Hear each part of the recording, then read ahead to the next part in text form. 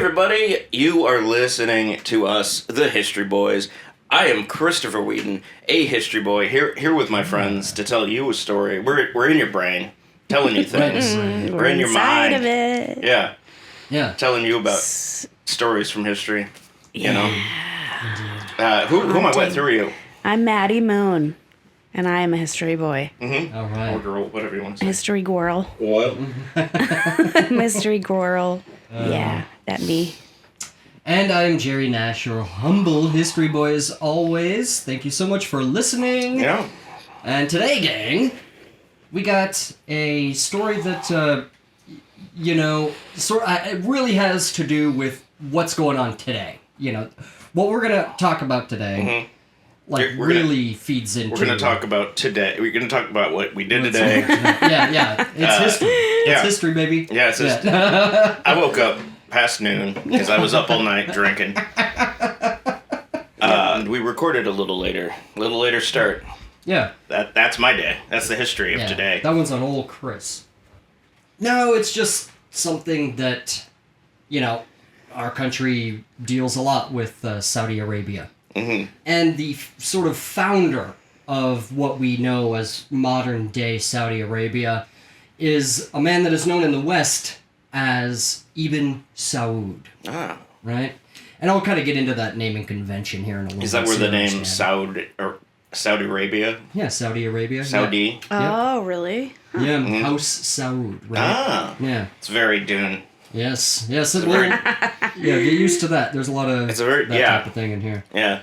Doing stuff. Yeah. So where do you get the idea for the dunes? I don't know, maybe. I think there's a lot. You think so? Yeah. That is a fact. Not the dunes specifically, but the fact that, Frank Herbert. Our boy Frank, he took a lot of liberties. It didn't actually happen that way. Yeah. It's not, The big worms aren't real, is what I'm saying. The oil. The oil's definitely real. Oil's real. Yeah. You have to become one with the oil. Yeah. Yeah. You drink it or something. I don't know. Yeah. Bathe in it. And then you can see it in the future. Yeah. Hell yeah. You can open up parts of your brain or something. Yeah. If you drink... It'll poke holes right in there. If you drink raw fucking... Crude oil, yeah. How crude. Yeah. Well, in a sparsely populated place, largely unknown to the rest of the world, home to scorching deserts and harsh terrain and a mysterious people, one man would rise to power and change all of that.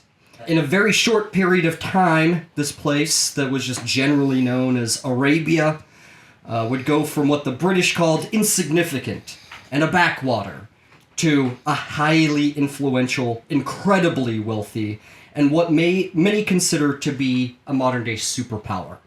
Now, what this man did was he unified a collection of emirates, like these little tiny sort of, like almost like duchies, right? And like the Crusader Kings sort of like way of thinking about it. Mm-hmm. He would unite all of them and become its first king. Yeah, soccer team.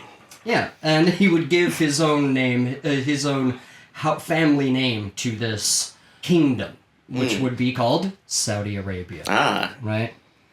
Now, just a quick few things that let's just get out of the way are just some geography that you may not be totally aware of, right? And it is crucial to the story that you kind of know where some of these things are, right? I'm going to speak in very general terms, right? We're not going to get too much in the weeds with it, but just so you know, we'll start on the western side that borders the Red Sea. Okay. And that area is called the Hijaz, right? And it basically, it runs down almost to the border of Yemen. There's a space in there, a very small space between the Hijaz and Yemen called the Asir.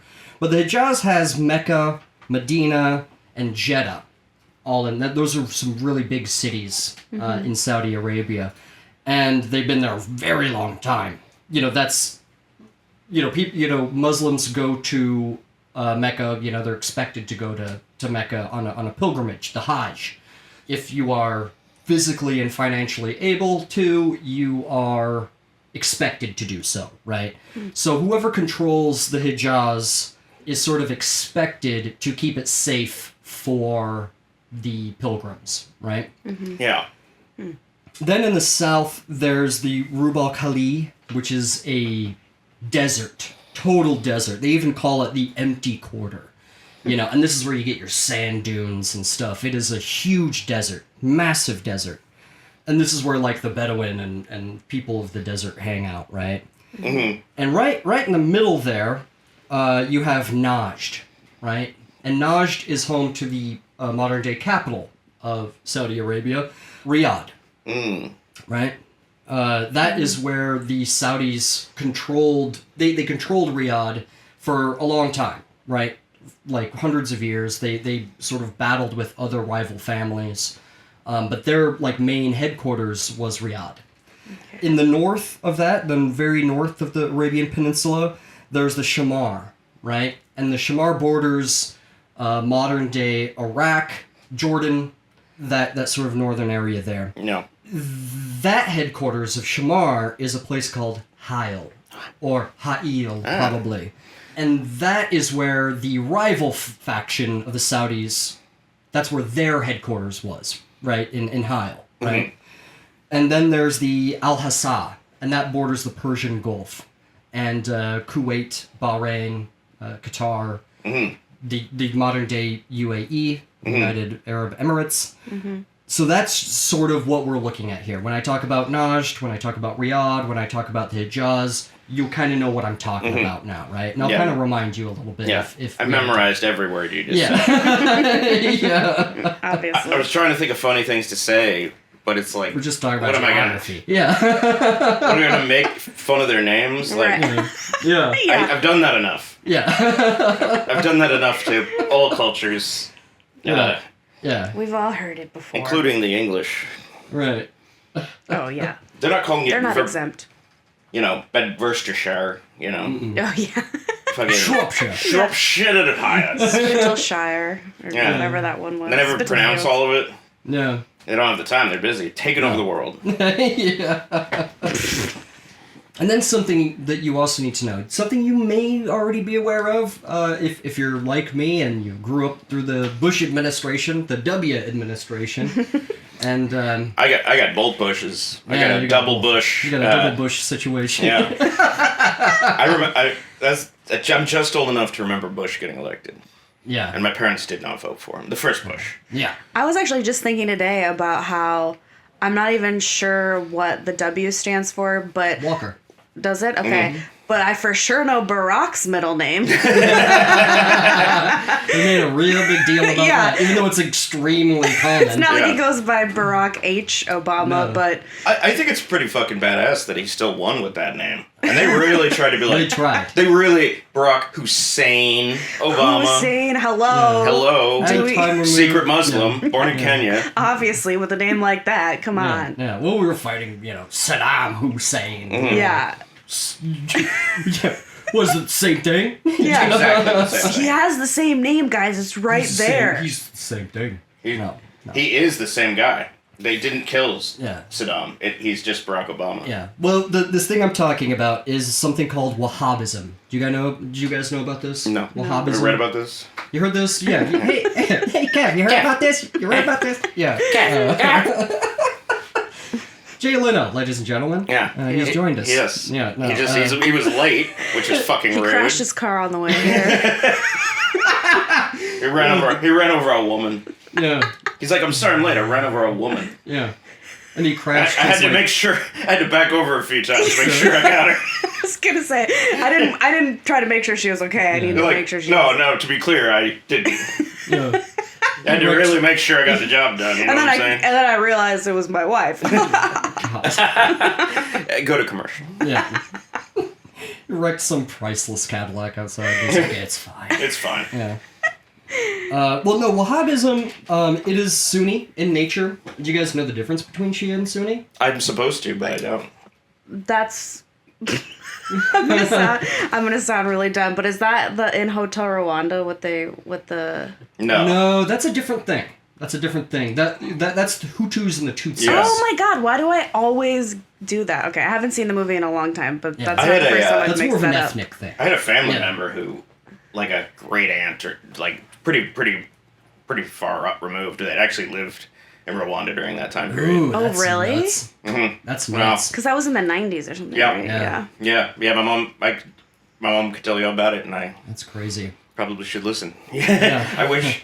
I wish I talked to my grandpa more about World War II and stuff. Yeah. So maybe Yeah. I should get those stories. Yeah. Yeah. Basically, Sunni is just derivative of the Sunnah. What Sunnah means is the acts of the Prophet Muhammad. Ah. So basically, you're just basing your belief on trying to act like the Prophet Muhammad, the deeds of the Prophet, right? Oh. That is the Sunnah, right? Axe. I was thinking axe. Like, Oh, like no. and my axe. no. He's Gimli. The acts of Muhammad. Yeah, no. Gimli's based off of Muhammad. Yeah.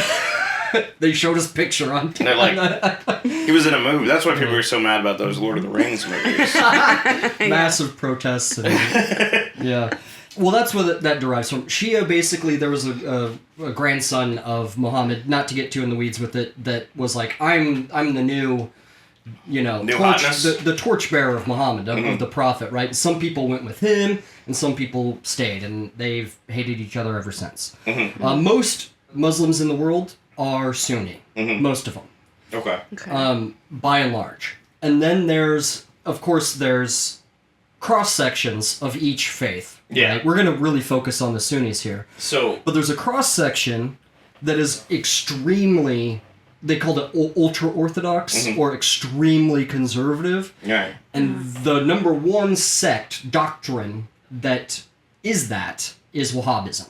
Right? It is Okay. extremely conservative, very austere, and yeah, Sunni in nature, but they're like going back Yeah. to like the Yeah. original thing. We got to go back. Yeah, because they're getting, you guys are getting too. We got to go back in time. You guys are getting lost That's from. what that song's about. They're wayward, right? Yeah, They're wayward yeah. from the original film. Yeah, there's a lot of that. Yeah, so they want to go back. It's like the, that exists in every religion. I was Yeah, thinking yeah. like the super old school Mormons, the ones that aren't Yeah. even part of, well, what are they called? Oh, yeah. Not the LDS, but the FLDS. Yeah, the fundamentalists. Yeah. Yeah. Right, Yeah. right. Yeah, but that Um, exists in every Religion every has religion. an ultra orthodox, if you want to even Yeah. call it that. Technically, orthodoxy means something else. I think it's whatever. interesting that, they're all they're originally just part of one camp, Muslims, whatever, and they split up and they hate each other, right?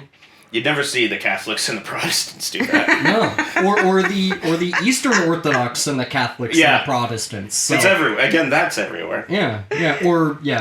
Anyway, that exists everywhere. Right. And super Orthodox Christians. I shouldn't even use that with Christianity, but super crazy hardline Christians, will bomb abortion clinics and things like Yeah, this. they can go fuck themselves. So this Wahhabism was a 18th century thing.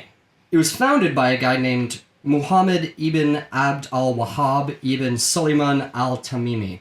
But we're gonna call Good him. job. God damn. Jesus. But we're gonna call him Ibn Abd al-Wahhab. I'm not ragging on his name. People who spoke, that's an easy name for them, I'm sure. Yes. It's But the fact that long. you just pulled that out. Yeah, that's crazy. I don't know why it's honestly some of these are easier for me than like French or German. Fuck French. Or especially Portuguese is Yeah. extremely difficult for me to pronounce. Yeah, Spanish isn't so bad. I'm gonna take this one here. He has this. That's fine. He has the same name in there twice. Yes. Double up. No. Do you want me to talk about the naming convention? Absolutely. Yeah, I thought you were gonna say. Do you want me to say the name again? Well, there's a given name, right? Okay. Like a first name. Right. And then they have your father's name, and then your house name. Like, Oh, yeah. you know what I mean? So it's sort of like, yeah. So it's like the somebody, son of somebody, like, yeah, Your like ancestor I'm- name, kind of. yeah. yeah. I would technically be Thomas, son of Thomas of House Nash. Yeah. Oh, Right. I see. I was thinking about, like, Leif Erikson, Right. Well, that's built right into the name. Yeah. So Eric's son. Mm-hmm. Eric's son. Thor Right. Odinson. Right. Exactly. Loki Laufenson. Only this is House of- more broken up, right? Mm-hmm. But anyway, Al-Wahhab, he was so radical for the time Bitchin'. that he kind of got chased out of town. Yeah, on his skateboard. I'm sorry. Hell yeah. Radical. Radical beliefs affect history so much Yeah. because they're so intense. But the fact that in the 80s they decided to make that meme cool Yeah. Right. Yeah. is never going to not be Yeah. funny to me. Yeah, I like how we're talking almost about the opposite thing of last time. Like, this is radical in the opposite direction. Right. Yeah. You know? Yeah, Yeah. absolutely, yeah. Abd al-Wahhab, he lived from 1703 to 1792. It's a very old man. Yeah. Wow. Okay. And the thing is when he was, like, ran out, you know, he had a group of followers, but his group of followers were with the Sauds. Mm-hmm.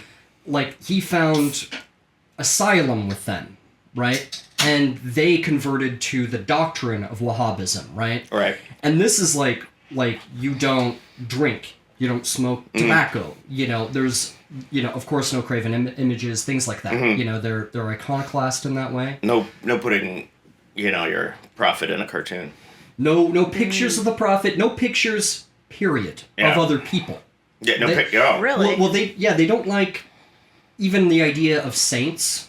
They don't like that either. If you're going against anything but the Sunnah, right? The just imitating the acts of the prophet, right, and holding God in the highest, which they call God Allah, right, in the highest, then you are actually going against Islam, right? And if you're going against Islam, that makes you an enemy of Islam, right? And because they're in such a cordoned off small area, this is their world, right? Yeah. You're right. So basically what happens is that the Sauds, even though they're fighting with rival factions, and Wahhabism has something to do with it too, they fight with other people because they see them as non-believers, right? And therefore heretics. Yeah. So they do this back and forth, and they do it all throughout the 19th century, right? All through the whole time. And the way they fight, too, like, it's almost always inconclusive. You know what I mean? And, like, they both claim victory and then walk away, you know? And it's kind of that way for, like, a whole century. You know what I mean? Yeah. And, like, when Ibn Saud, like, is born, like, he straight up learns the Quran from a descendant of al-Wahhab. Oh. You know what I mean? So, like, it's deep in their family. Yeah. There's a couple other things you need to know about. The ulema are the clerical, like, class of people, right? So anytime you need a fatwa, and a fatwa is like where you look through the Quran and you go, is this legal under the Quran? And then they issue a fatwa saying yes or no, or no, you must do this, right? It's like a command from the clerical class, right? Yeah. It's like To put it in very simple terms. what was it in Curb Your Enthusiasm when they put a fatwa out on Larry David? Yeah. You ever see that? I didn't And then he see makes that. a play, like he makes a stage play about it with Lin-Manuel Miranda. Oh, God. I love that show. You gotta have HBO. Yeah, That must- yeah, it's on HBO Max. You know, Yeah. get on there now. 'Cause, So they're making new seasons. Yeah, I think, yeah, he just makes them when he 'Cause feels if- like it, if because there he's was- Larry David. When he feels He like can do yeah. whatever he wants. Yeah, that makes sense. He's like, I made Seinfeld. You're like, all right. Wow, that And sounded he pulls just out like a him. gun. He pulls out a gun. Yeah, He Larry just David. says that. Yeah. Brandishes a pistol. It's like a snub-nosed revolver. Yeah. It's like the 38 special. Yeah. He pulls it out of his sock. I don't know why. He's got a holster. Yeah. On his calf. Yeah, it's in that. He has this. What do they call the garter things holding your Oh, socks? yeah. The old timey. Oh my old-timey- god. You know what I'm talking about? Yes. And then he's got a gun in that. With those Yeah. thin ass socks. Yeah. I always think of Ren and Stimpy because there's Yeah. always that old guy, like not old guy, but there's that. You only see the guy from the knee down, and his socks are held up with that, and he's got a pipe which Yeah. pops into frame all the time. Oh yeah. Yeah, I Ren remember that. Ren and Stimpy? Yeah. John Kay is a Yeah. bad guy. I just gonna put that out there. But The guy made the show. Oh. Real bad dude. Really? Oh, groomer. Yeah. Young girls. It's really bad. You should go to jail. You listening, John? We're coming. We're coming for you, yeah, the motherfucker. history boys are coming after you. And something, so basically this whole area is nominally, like in name only, controlled by the Ottomans. They're like, this is the Ottoman Empire here. What is that whole empire about putting your feet up? Yeah. Also Seinfeld. That's from Seinfeld. Yeah. I've seen other things. I've seen Ren and Stimpy Yeah. and The Simpsons. Yeah. But not rocket power. Nope. as we've No. established. Not 1 second of it. But the Ottomans never really went through Najd or you know, the Rub al-Khali, you know what I mean? Like, they were like, fuck that, you know? Nah. There's nothing out there. Nah. I think that's how they, you know, they were like, it's all Muslims, so therefore I'm the Caliph, I'm the leader of the Muslim world. Yeah. You're all. Yeah, you're all the same. Yeah, that's what they were saying. That happens a lot. We are all the same. Some like giant empires, like you You're over there, you're all Yeah. you're all this, you're all the same. I don't Yeah. care. I don't give a shit. No, Don't give a shit. Yeah. No, I'm the king of England. the British during the 19th century, they're really trying to get more into the Middle East. Oh, right? yeah. So basically, there's. Do they know about oil yet? Not yet. We're gonna get there. Oh, that's a big part of the story. That's a part of the story. Yeah. Right now, it's all about shipping and like trade, areas. Trade. Right, It's right. like the Ports. Star Wars prequels. Yeah, and ports Right. and things like that. Who controls the ports? And like sort of like the Chet Arthur, who controls like, you know, the customs duties for everything that's coming in and out of this. Yeah, port, right? that's always trade lines is always a huge. It's a huge dis- thing. always Or in did they dispute. see a map and someone misspelled desert? And they were like, Desert- I want to go where the Taste. desserts are. There's Is what that there's is what fields of frosting and ice cream. Cakes and ice cream. It's a bunch of fucking British dandies being like, "Ooh, cakes and ice cream," Ooh, Yeah. dessert land. and they get there and it fucking sucks, and they're like, Literally the opposite. "This is I can't eat sand. What the fuck is It's this?" more of a desert than a dessert. It's more of a desert. If And anything, then they they're went, like, oh. Fuck that up. "Yeah." Well, Well, which was more likely? they're like, "Give me your trade routes. Then. We're already here. Yeah. Give me this port. This is my port now." Probably make this into a trade route somehow. So what the British were doing is sort of protecting like the smaller emirates, right, through like the Persian Gulf, Yeah. right, like modern day Qatar, Bahrain, Kuwait, you know, that sort of area, right, and like they wanted to get in better with Kuwait, but there was the Ottoman problem, and right now, like they're sort of friends. Right, the Ottomans and the British. The British want to keep the Ottomans there, even though the Ottoman Empire is dying, because they want to keep it as like a buffer state between them and the Russians. Right. Yeah. And the Russians have designs on the Middle East as well, and so do the Germans. They want to build like a railway through there and stuff, and the British don't want them to beat them to the punch. Yeah. And so like France is in there too. They're all trying to like carve it up, right? Right. And they just can't. You know, they're trying to play their cards. Everyone right. wants a piece of the pie, and Yeah. this is still before oil. Oh yeah, yeah. It's Yeah. only gonna get deeper. It'll just get worse. Yeah. The Egyptians are over on the other side. You know, of course, they're not as they're not Wahhabi, right? Even people in the Hijaz at this time. The Hijaz is ruled by the Hashemites that have ruled it since I think the 10th century. Whew. It's the tribe of Muhammad, Oh, right? okay. And they're still actually I think they still hold the crown of Jordan. Like the royal family in Jordan, I think are still Hashemites, but they had the crown of Iraq and Syria at this time as well. Also under control of the Sultan, right? The Caliph, right? Or Caliph. I've heard it pronounced both ways. That's all your sort of background information about where we're going to go now. Right? So, Abdulaziz bin Abdul Rahman Al Saud, Nice. son of Abdul Rahman bin Faisal Al Saud, the Emir of Najd, he was born on January 15th, 1875 in Riyadh. His mother was Sarah bint Ahmed al-Sudari, and usually history doesn't really remember the women of Arabia. They just don't really write their names down. Yeah. They don't really care. Don't waste the ink. Yeah, really. Don't even bother. Yeah. So yeah, he was born into this sort of ruling family that was sort of always sort of clashing with their rivals, which were the Rashids, right? The Sauds and the Rashids. The Rashids who founded Heil, they were not Wahhabi, right? And that's why they fought, right? Is because they didn't like, they accused the Sauds of being way too crazy conservative, so they fought that way, but the Sauds accused the Rashids of having a very harsh rule if you can believe that. So that's why they're guys just gotta- always at each other. Can't you guys lighten up? You know? A bunch of squares, you know? Yeah. We're just trying to have a good time. And they fought off and on for just years and years and years. But in 1890, the Rashids had besieged Riyadh. And they were like tearing down like their date palms that they had, that was like their main source of trade at the time. What is that? What? Date palms? Oh, date palms. Yes, date palms. I thought you said date pawns. And you're Like P-O-N-D. Is there a different kind of date I don't know about? I don't know. I thought it was I don't know like where they grow. people hang out in ponds and they date each other.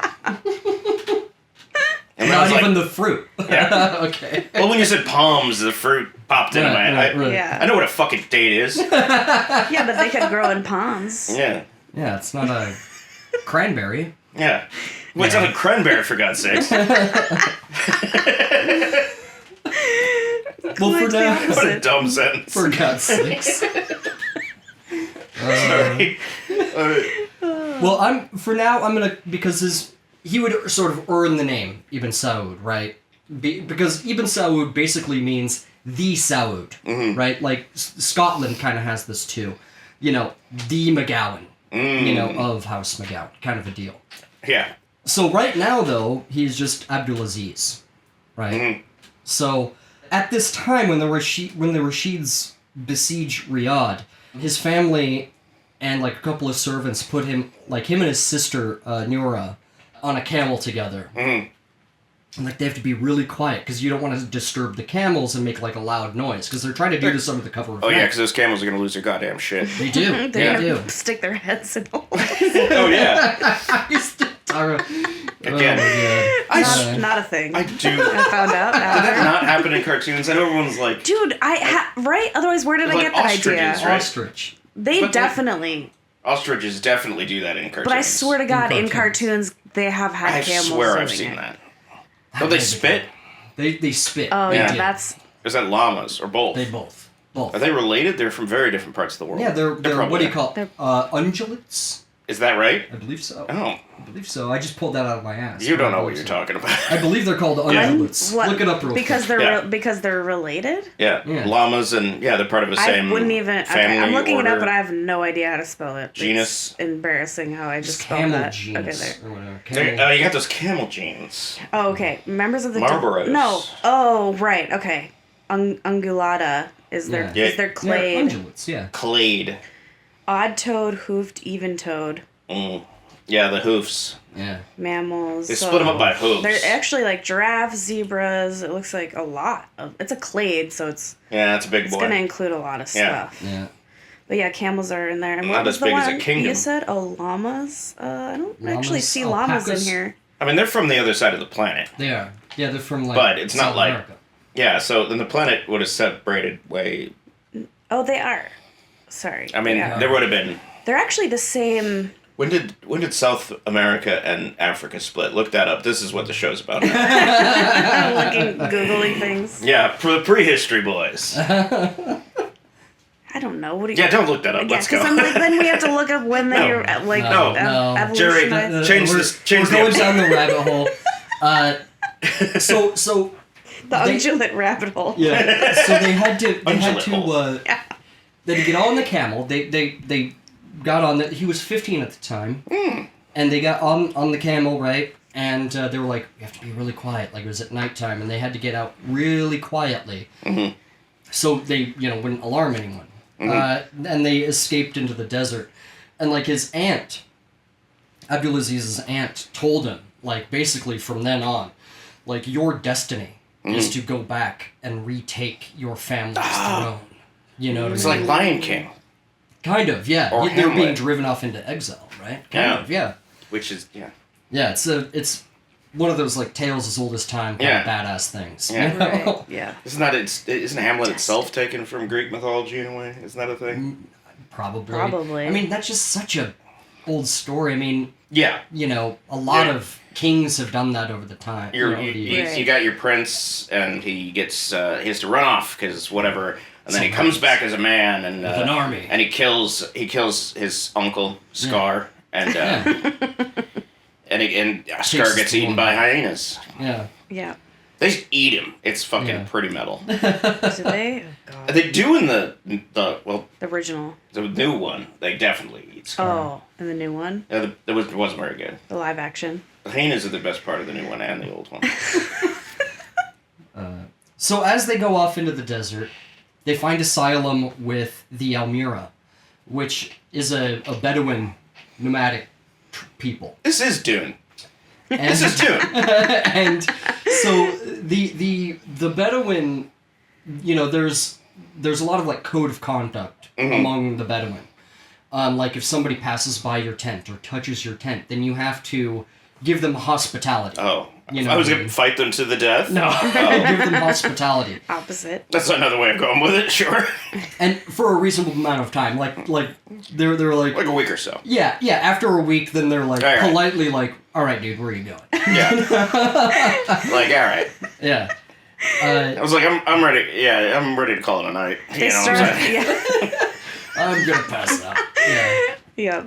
The Bedouin people, too, were kind of the last to be converted to Islam. Mm-hmm. Because, like, they had, their lifestyle was so contingent on, like, their watering areas and, like, how they got their food and things like this that, like, they prayed to a tree or thought certain things were sacred or, like, thought things were possessed by jinns. You know what I mean? Mm-hmm. And they were like, well, why should I turn my back on that if I risk fucking up a good thing? Mm-hmm. You know what I mean?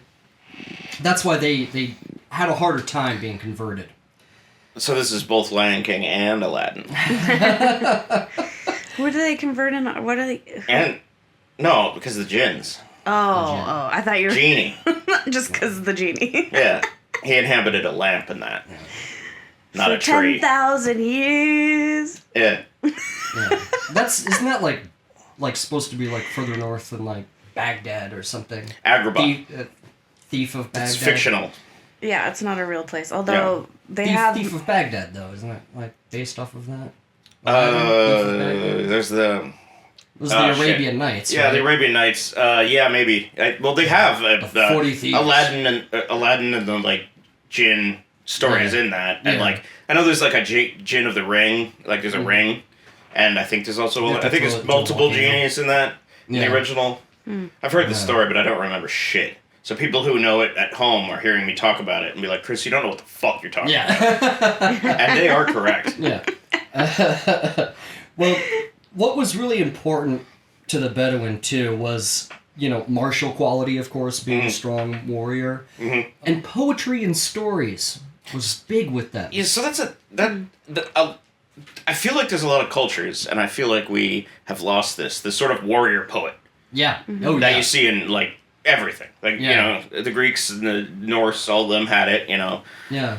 I think that's cool, and I miss it. We should bring The it back. Japanese, Right. Yeah. Yeah. your warrior poet, Mm-hmm. like Ice Cube. Warrior poet?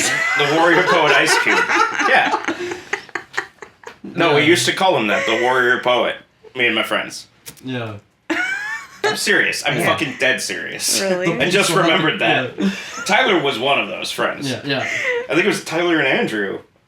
We called him Ice Cube the warrior poet. That's hilarious. Like, and if a song had, like, featuring Ice Cube, it would be like, featuring the warrior poet, Ice Cube.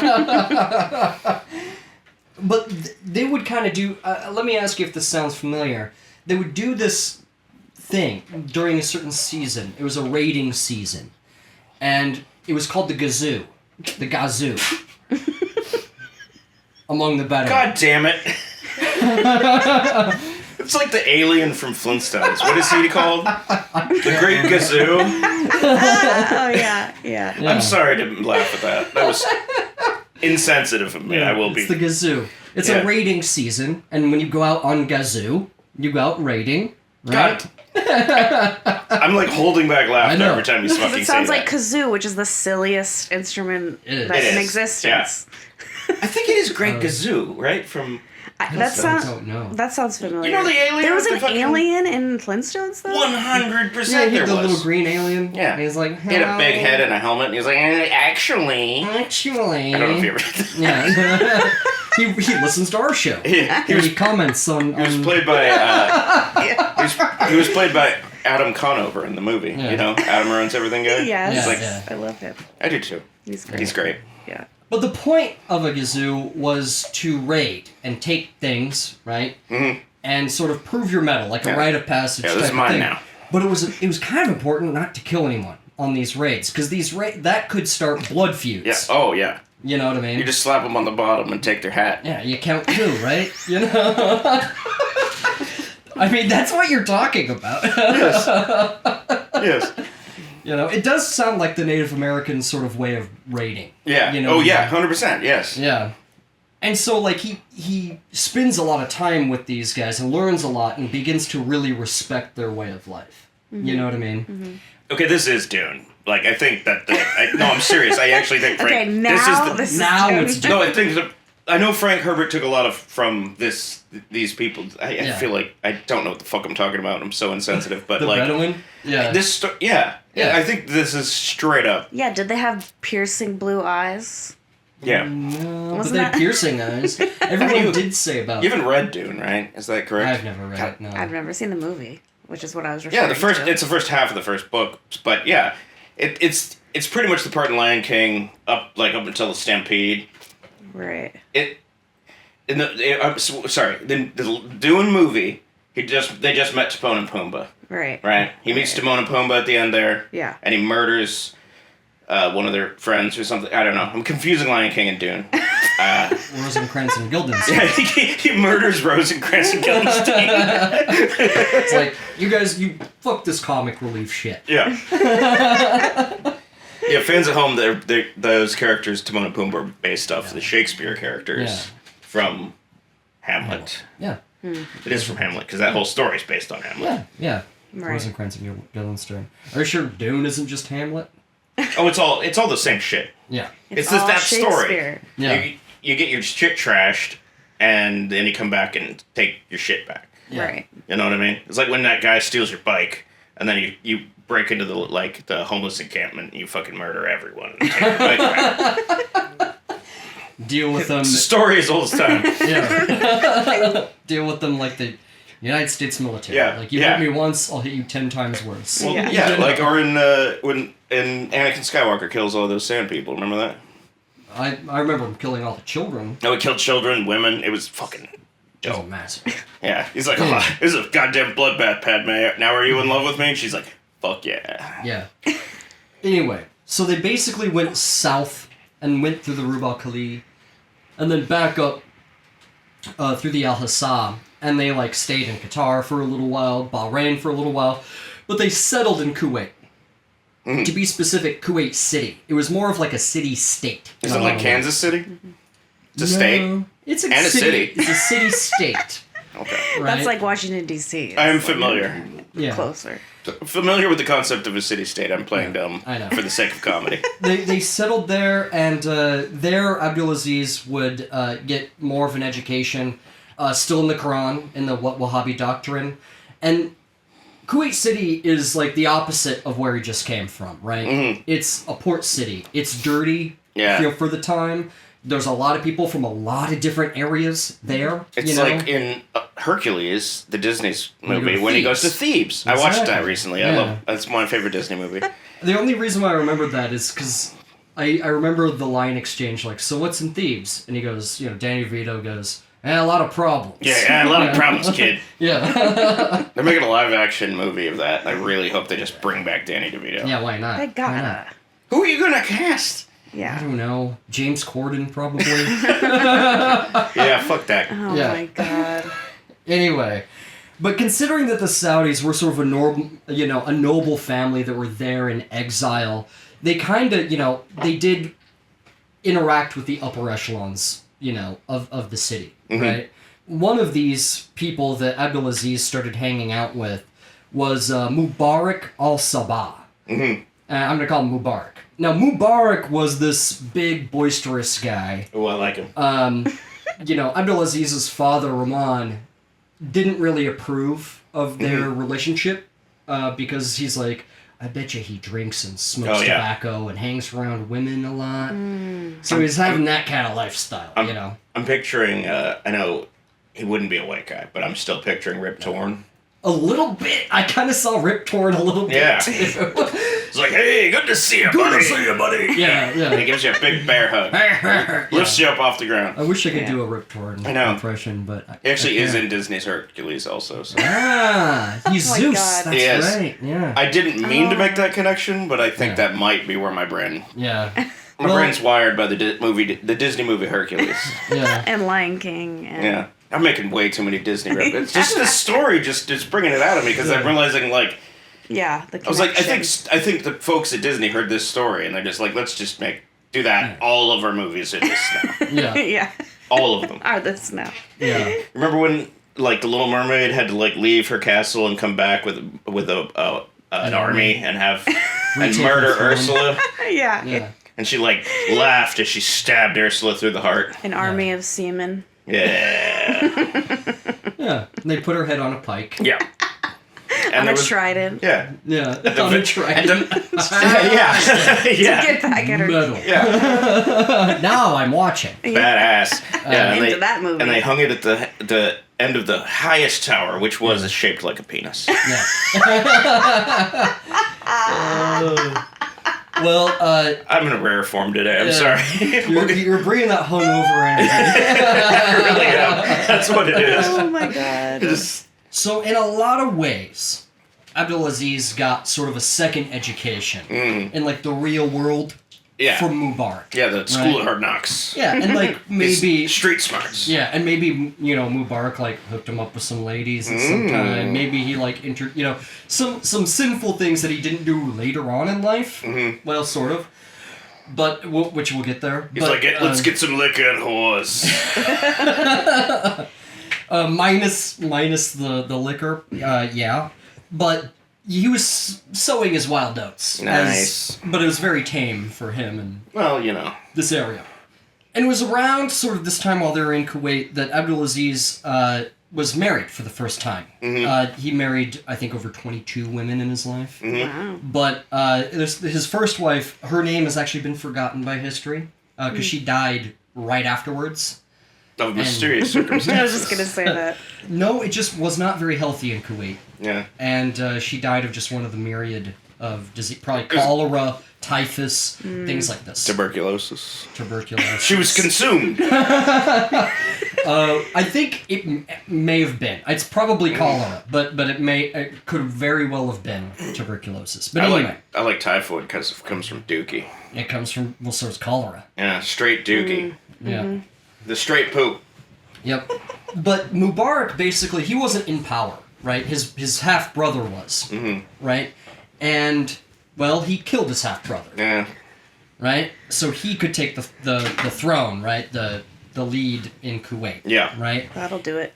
And the first thing he did, like, he brought Abdulaziz in and, like, let him, like, sit in while he, like, talked with people and stuff. And, like, Abdulaziz really paid attention, while he was doing this. He kind of learned statecraft from Mubarak, right?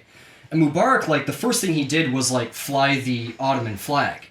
To be like, I'm still with you guys. Are you going to give me support? Because, like, he's sort of in a middle ground where he can either be supported by the British or by the Ottomans. And there's, like, a push-pull going on here, right? Yeah.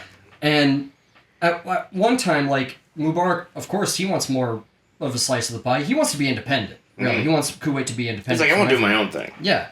So what he does is he expels the Ottoman customs office guys, right? He, like, tells them to go away. Yeah, kick rocks. In favor of the British, like, custom office guys, right? Yeah. And, like, there's all this, like, web, basically, that he builds for everyone to fall into. So, like, the Ottomans don't want the British there, but they don't want to start a war over this. So instead, they give him, like, a bunch of Ottoman titles. And like, okay, you're an Ottoman, right? So is he playing everybody against each other? He's playing everyone against each other. That way he gets the British money and support, and also the backing of the Ottomans. But if it falls one way or the other, he can always fall back on one or the other. Yeah, right? Solid move. Yeah. He's playing both sides, so he can always stay out on top. Exactly, and that's exactly... he's actually staying out on top. And, like, Abdulaziz sees this. Yeah. And he, like, takes note of it, you know, and, like, learns, like, oh, shit, like, the superpowers, if they want something from you, then what you need to do is get the best thing for you. You know what I mean? And so that's his mentality through, like, the rest of his life. Like, this is what good governance is. You know what I mean? Look out for number one. Exactly. Your people. You and your people, right? Yeah. That's Right. it. You know?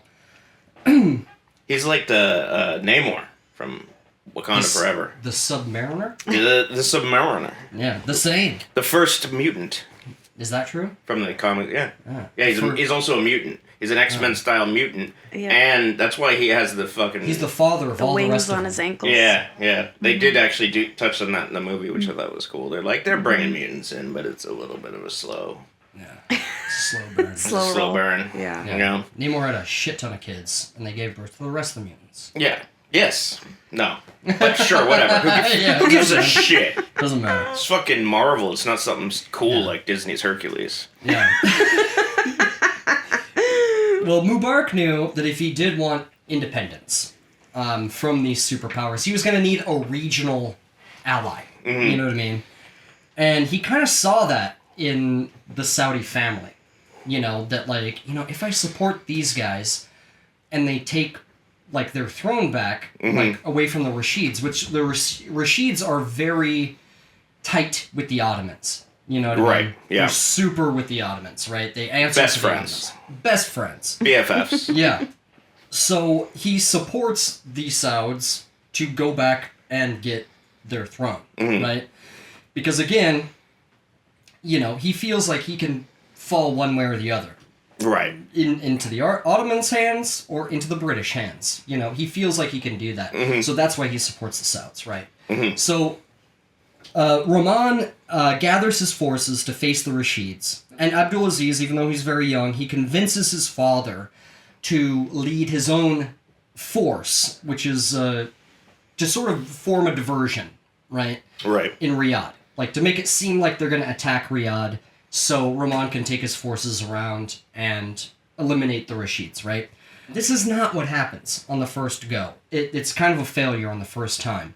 But It's a botch job. it's a botch job. But Abdulaziz has not forgotten about it. And, like, that's what he really wants. He wants to retake, he wants to fulfill his destiny. Right. So he goes through the Hissa and, like, into the desert and, like, gathers, like, these Bedouin warriors and stuff. You know, and he knows them, right? Like, and he knows, like, and they're from the Almira, some of them, too. And, like, he gathers them together and, like, leads an army and starts marching towards Riyadh. And the Ottomans, like all of a sudden the Rashids are like, hey, Ottomans, come and help us. They're making a big deal. You know, and, like, Rahman is like, oh, shit, we can't face the full brunt of the Ottoman fucking empire. They'll kick our ass. Yeah. So he, like, sends a note to Abdulaziz to stop. Like, stop doing it. And he ignores it. He's like, He go fuck completely yourself. ignores it. Yeah. And so, like, they have to, like, you know, Ramadan is going on. So, like, they go through the fast and all this stuff as they're approaching Riyadh. Oh, it's gonna... Right. Fighting hungry's gotta be probably... Well, they get to, Oh, like, yeah. the feast day. Right? Yeah. But then they're all full from the feast. Not them. don't They've do been out in anything. the desert.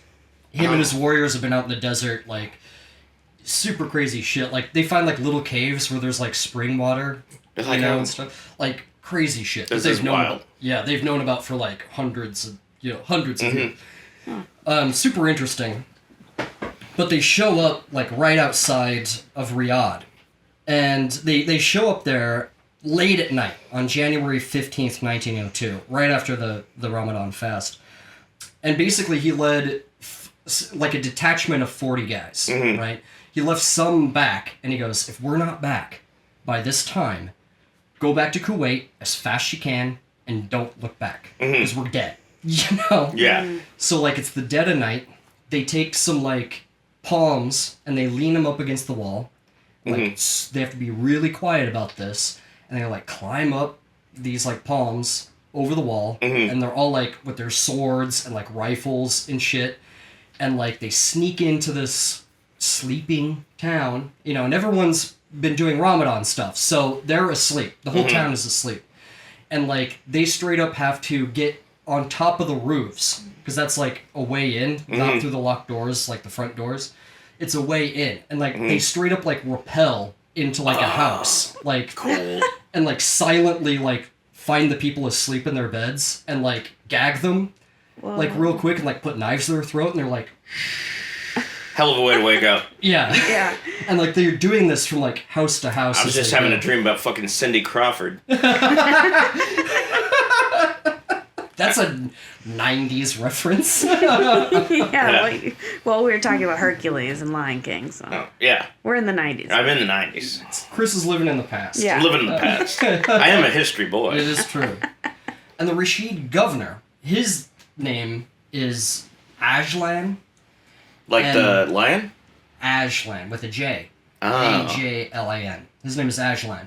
And they're basically there to kill him and then retake the city, right? And he's not a lion. Not a He's lion. a human. He's a human being. Okay. So like they straight up go from like house to house, like jumping on straight up on like rooftops, rooftop to rooftop, dead of night. That's pretty fucking cool. Yeah, it's pretty dope. And like when they get to like the last house, they get intel that like there's this side house, like there's the main sort of like fortress where he stays, and there's like a side house over here where one of his wives live, right? And every morning he either gets on a horse, takes it for a ride, or he goes and has breakfast with this wife over here. And they like are in a house right across the street from where he's going to come out, like Yeah. where the gates are. And it's like 4 o'clock in the morning when they're doing this. And like they straight up like tie like the turbans like around their head, you know, like the cloth they wear on top of their head. Not a turban, but they like wrap it around their faces like to make sure that like, you know, they clean up all this stuff to make sure it won't like get caught on anything. And like load these guns and stuff and like wait Yeah. and wait just silently until the gates open. You know, they're just waiting for that to happen. Right. And like once that happens, like, you know, he's like, wait for my signal and until you open fire, you know? And like he sees them come out and like he's either going one direction or another. But like if you wait too long in each way, you're gonna lose your chance. Yeah. So he waits for him, and he gets close, and he kicks open the door with his sword out, and he just screams at the top of his lungs and runs right at him with his sword. And that's like the cue to everybody within inside the house and on top of the house to just start opening fire on these guys. Oh, God. Took them Damn. completely by surprise. And like Right. all of a sudden everyone's shooting, and like there's a struggle with Ajlan and Abdulaziz where like they struggle with the swords for a second. There's a point where one of Ajlan's guys runs up to Abdulaziz with his sword out, and he's like gonna chop his arms I'm gonna off. chop you right in half. And another guy straight up like shoots him right in time, to where he's like, oh, and like falls down right next to him. This is a movie. Yeah. Dude, it's an straight out of a action movie. Yeah. And so like the gate is like closing, and they know that if they don't make it inside that gate, then they have a defensive position, and now like the whole plan is fucked. So like the gate is closing, they're struggling back towards the gate, and like there's one of those like little windows. It's a very small square window, right? That's like made in like the mud brick, right? Yeah. And they pull Ajlan, like his men pull him through that thing until he's on the other side.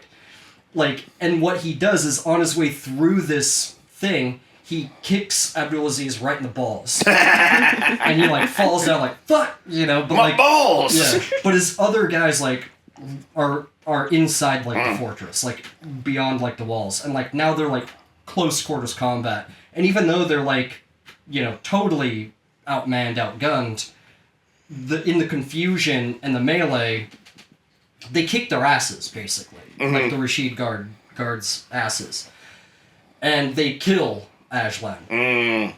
And then, as the whole town is waking up to this gunfire and shit, they're like, "We control the city Yeah. now." We chopped your boy straight in half. Yeah, yeah, and you know there was like one woman like. You know, that they used their house as like a staging ground. Like one woman was like they called her a slut for marrying a Rashid. Yeah. And she was like, fuck you, you abandoned this city, that's why I had to marry a Rashid and not a Saud. Fuck you. Yeah. You know, and she like tried to poison Abdulaziz, like put like this shit in like a little pillow that she gave him as a gift. and like his buddy slept next to him with the pillow too, and he died. And he got real sick, but he didn't die. You know, like this kind of shit is happening. Your pillow made me sick. Yeah. But it was a welcome change to the people of Riyadh, because turns out he's actually pretty just. And actually pretty forgiving. You know what I mean? He's like, it's fine. Well, he's like, now you're with me. If you're not with me, then we can talk. But now you're with me. Yeah. Right? And like he would do this thing everywhere. Anytime he would, conquer something, he would like marry one of the women from the village. Yeah. And then there would be like diplomatic marriages. Yeah. Some Crusader King shit. It really, Right. And you could only have 3 wives at once, according to the law, so he would divorce a bunch, too. Yeah, so it's all system. It's a system. Clear the cache. Yeah. Clear the cash. Yeah. That's great. One time, he actually got wounded in the thigh, in the groin. Ugh. And his men were afraid, because they thought he got his dick shot off. And that is like... Dude, this guy's genitals are just... Oh, dude, it is very it's a mess important that... It's very important that your leader has a working dick to these people. Yeah. It's very important. It's like their main thing. Yeah. Is this dick okay? Yeah, so straight up, he goes, to prove it, he goes, like, bring me a young, beautiful woman from, like, the next village over. Yeah. So they do, and he marries her right there, and then, like, takes her into the tent. And, like, they all listen, and they're all like, getting rock hard. They're definitely banging, so and our commander's still good, Meanwhile, he's just, like, hitting the headboard, like, with his hand. And she's, like, making sex noises. She's like, come on, It's like when Mac is, like, pretending to fuck that, like, really hot chick. They're just reading, like, Popular Mechanics or something. Yeah. She's like, he couldn't even get harder than me. Her name was Angel Dust because she smokes angel dust. Always Sunny Philadelphia. I didn't mention this, but Ajlan was actually killed by Abdullah bin Jalui, who's a cousin of Abdulaziz, which is super interesting because later he will rebel against Abdulaziz, and. This plot just twists and turns. Oh yeah. But basically, this recapture of the city, it marked the beginning of the third Saudi state. Oh. Right? The third time that the Saudi state has ever existed in history. Mubarak sent soldiers to help secure Riyadh, all this stuff. Rahman returned. He actually became imam. He didn't want to become the emir of Najd. I don't need that kind of pressure. Yeah, so he gave it to his son. And, he gave the ceremonial sword to his son. The sword that's on their flag, right? Of Saudi Arabia? That sword, right? I was laughing thinking about that joke we were going on about Bernie Sanders and his ceremonial swords. Ceremonial swords. When I saw T-Mitch the other night, his girlfriend's birthday, I was intoxicated. Yeah. And I was just doing my Bernie Sanders impression, just talking about ceremonial swords and how the post office will have one blacksmith every post office, and they will create one ceremonial sword that the community will share. In my view, we need to have a blacksmith at every post office in America. Bernie Sanders. Yeah. Bernie Sanders, everybody. He just walked in and left. It might have been Larry David. Yeah, same thing. Right? He was tall, so it probably was actually Larry David. Yeah. But yeah, this is when he's now sort of referred to as like the Saud, right? Ibn Saud. Top dog. Yeah. He was 27 years old. So was Kurt Cobain. No older. Nice reference. Yeah. Now, Amy Winehouse, I think. Yeah. Jimi Hendrix, right? Yeah. Janis Joplin. Right, because that's the whole thing. The 27. 27, right? Yeah, that's why. Yeah. Yeah. Now, the nearby sort of tribes that were unhappy with the Rashidi Ottoman rule would rally to Ibn Saud. Right? Of course, he would marry the members of his family to members of their family to really it's all just mix seal it the in. deal. Yeah. Really let the juices just settle and marinate. Thicken overnight, Yeah. Crock pot. And throughout his life, Yeah. he would have 22 wives and around 45 sons. 36 would survive into How many daughters? Survive childhood. It's like, fuck, Unknown. throw those in Yeah, the trash. Seriously, an unknown amount of daughters. They didn't count them. Yeah, They did not count worth them. not worth writing down. Yeah. Like, Exactly. sorry, it's a daughter. Toss it in the pile. Put it in the daughter pile. I mean, that's not funny, but Yeah. Well. It's fucked up. it's fucked up. Treat women better. Yeah. Do better. Society. Yeah. Society, I mean, if you're look at our listening. society. Yeah, society, we're coming for you, motherfucker. We've You and John Kay. We've had a little bit more time to think of it, and we still haven't even come that far. So there you go. Yeah, exactly. You know? So over the next few years, all of Najd would come under Saudi control. All of Najd. And he would basically use tactics that were foreign to the Bedouin fighters that he was with. Like, there was one, battle, at this oasis, where he straight up, told his guys, alright, everyone, hide, and, we'll wait until we get real close. They... Hide in the reeds. Yeah, you hid and, aimed, right? And then, we'll wait until they're real close. And then when they got really close, because they didn't know they were there, they unleashed a volley of fire. And it just, slaughtered a bunch of them. Unleash hell, man. Yeah, and this is, a badass. European tactic that, he must have learned in Kuwait.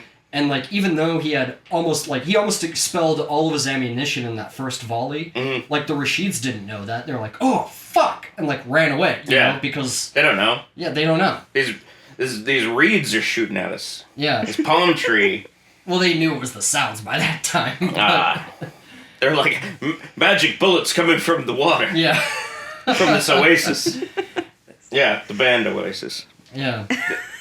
Don't look back. But yeah, anger. He was able to take this area and all of that using sort of these clever tactics. And they all say the Bedouin way of knowing the desert and stuff, they would know, this is a legend, right? But they would know the color of the camel from its footprints, or whether or not it was pregnant. Things like this, you know, with different camels from their tracks, you know. Yeah. So the way they could circle around an enemy without them knowing, they would disappear and then reappear from different directions and shit. You know, so anyone that was foreign to this area, lives in a state of constant hell and fear. You know what I mean? Because it's just sand, it's hot as fuck. You don't know what you're doing. You don't know where the water sources are. Right. They do. It's like Nam. You know? It's kind of like Nam. Yeah. That was a jungle, but same This idea. is a different type of thing, yeah. It was a different biome. Yeah. So, because this is happening, the Rashids go, they're asking the Ottomans, please do something about this. And because These guys are embarrassing us. Yeah, and because this is a challenge to the Ottoman rule, they're we can't have this. Yeah. So they send an Ottoman force, right, to deal with it. And it's kind of a token Ottoman force. It's not a full one. They're this is made up from peasants from Anatolia. It's the shitty guys. Well, yeah, and It's the B team. yeah, and Anatolia is way different than the Arabian Peninsula. Way different. You know what I mean? So, when they get there, they're not used to the heat. They're not used to the anything, really. It's fucking hot out. Gosh, yeah. Yeah, and, it's a slow I moving hate it. Yeah. But the thing is the first time that the Sauds and the Ottomans come into contact, they basically deal Ibn Saud a major defeat. This is in 1904. Because they're using, artillery that they've never seen before. Just never seen it. So, the first time they hear an artillery shell, explode, it's what the fuck? And, Ibn Saud even says, my ears are ringing. He had, a piece of shrapnel hit him, and he was they took him back to the tent, and he came back out to try to rally his men, but, still had to retreat. He still claimed it as a victory, of course. Yeah. But, you know, it was one of those things where they're oh, shit, we gotta, rethink our whole game here. Is this the part where he goes into the cave and builds a suit of armor, a robot suit? No. Is that Iron Man? That's Iron Man. Yeah. Yeah. This isn't the first time you've Confused. confused someone else's life with the life of Iron Man. Yeah. Tony Stark. Yeah. But so what they did is they conducted a guerrilla campaign against the Ottomans. Yeah. Disappearing, reappearing from different directions, cutting off their supply lines, making them generally miserable to be there. Mm-hmm. And at some point, they did have to limp back to Turkey. You know what I mean?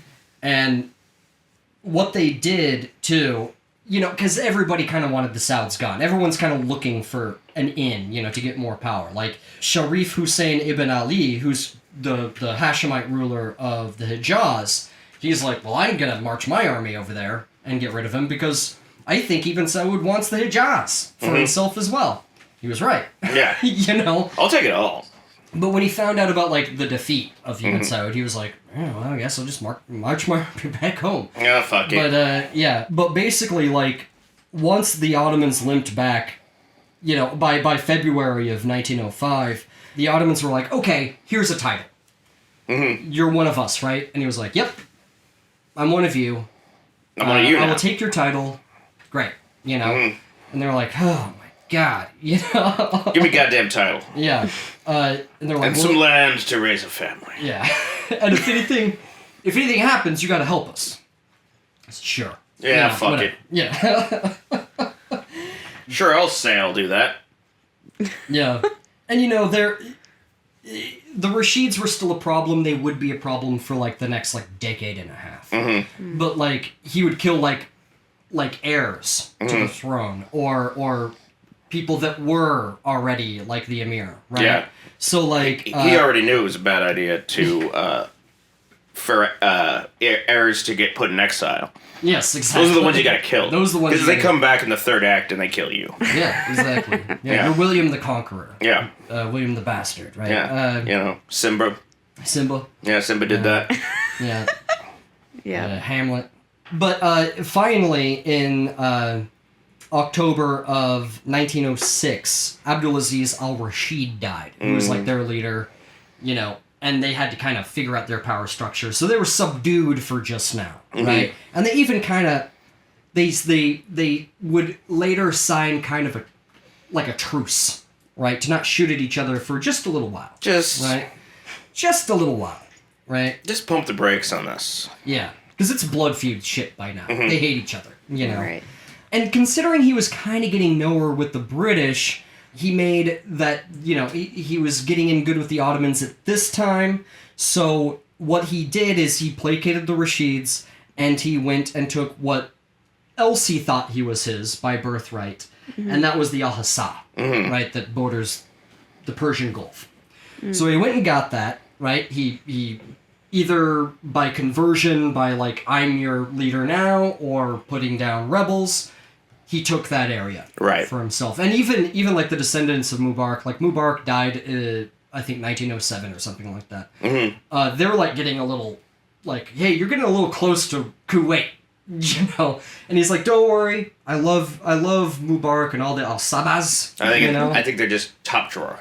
Yeah. Bee's knees. I'm not going to go meow. anywhere near Kuwait. I'm not gonna go there. Yeah. And considering that Qatar and Bahrain and some of these areas were really heavily controlled by the British, he knew definitely not to go over there. You know what I mean? Yeah. You gotta level up first. And Get better gear. Yeah, exactly. And the British are like, well, fuck. If the Ottomans are talking to him, he must be something. You know what I mean? He must not just be some local warlord. He must actually have something going on, you know?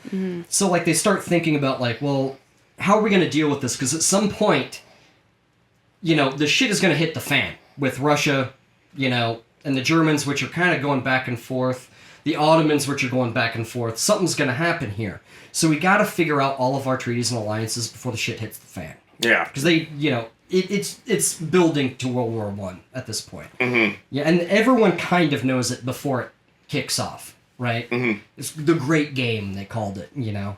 So when the British are talking to him, this is at a point in time when Ibn Saud sends out all of these missionaries through the lands he controls that are Wahhabi. And their main focus is to go to the Bedouin people and convert them and settle them and have more of a pastoral lifestyle where they farm and, you do this kind of thing. Chop wood, Yeah, and they put them all together, and these groups of people that are settled would become to be known as the equine. And they are fanatics.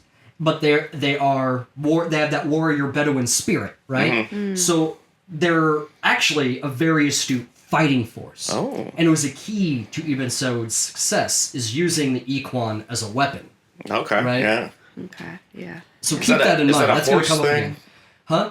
Equine? No, it's a different language entirely. Structure entirely. Not even close. No. It's a swing and a miss. It's a swing and a miss. Yeah. It's a botch job, Chris. Yeah. You botched it. Equine? Yeah. Isn't that like... Equine, like a horse. Isn't that like Latin? Or Greek? Or is it Greek? I don't know if it's either. But it's one of those two. It's not based in Arabic. It's one of those, Yeah. Anyway, he would get rebels every once in a while, right? And whenever somebody would rebel against him, he would do this thing where, like, he would try to be as forgiving as he could, right? But it only went so far. Yeah, but it really stuck in his craw. Yeah. Yeah. I've been there. So what he did was, like, in a... This was sort of early on after he took Riyadh, but in a famous one of these displays of power, he took, like, the rebel leaders. One of them, his own cousin, Jaluli. I believe it was Jaluli. Jaluli? Jaluli. Jaluli? Yeah. And he was like, all right, guys, everyone in Riyadh, gather around. Tomorrow morning, we're going to have ourselves a public execution. Gather round, ye children, it's high time you learned. Yeah. And so everyone shows up. He gets there on his, like, elevated chair, and, like, they said he was... On his big-ass chair. Yeah, he was, like, 6'2" or something. He was big for, like, Arabs at the time. Yeah. Like, he towered over everyone else. And, like, had this piercing stare. Like, he was a fucking, like he looked like a badass, Yeah. And, like, he's, like, sitting there, like, dignified and whatever as they bring him before him. And, like, they straight up have, like, a guy with a sword, like, all right, first up, and, like, they put his head in a block and just... Yeah. And they're beheading him, and, like, he just watches, like, unflinchingly like, the cool. whole time. And the last guy is his cousin. And they bring him up, put his, like, neck on the bloody platform where they chopped everyone else's heads off. Right. And, like, it's soaked. As the guy brings the sword up, he goes, stop. And the guy, like, sets his sword down and he goes, now you have two choices. I'm only doing this because you're my cousin. And he goes, you can go to Heil and be with the Rashids if you want. Or you can be with me. And be my loyal subject. Those are your two choices. Which one do you want? And he goes, I'll be with you. Yeah. And he was Ibn Saud's most loyal subject that he ever had through the rest of his life. It was a solid move. Was his head on the block? Oh, yeah. Well, they're like... The sword is up. Like, it's up. They're like... Yeah. I feel like you're going to cut my head off if I say the other thing. Yeah, I honestly feel like... Well, I honestly do feel that Ibn Saud would have let him go to the Rashid so he could tell them what he did. He very well probably would have done that. It would have worked out either way for him. If I was on the chopping block, quite literally. Literally on the chopping block. And they gave me that option, I'm like, I'm just going to do what you want me to do. Yeah. Because otherwise, forever? For the rest of my life. Yeah. Yeah, that's pretty much what happened, too. Yeah. And that was sort of how he ruled, too, right? And, like, he continued this ancient tradition of having a majlis. And what that is, they still do it today, only it's more ceremonial now. Yeah. But basically, he, like, sets up his tent, and anyone from, like, the nearby areas can come and tell him his, what your problems are. And he'd be like, all right, here's money, here's, he'd fix your problems. But you have to come to him and tell him, and this is what I'm dealing with, Look what I'm dealing with. And he's like, all right, well, see what I got to deal with? Here's some gold, get out of here. Yeah. Kind of a deal. Right? And he became really well respected by doing that, right? And again, it's something that they continue to do. I was watching a Frontline documentary, Saudi Arabia, and, like, this one guy... We'll get to it, but this one guy was talking about how they banned vanilla extract from Saudi Arabia.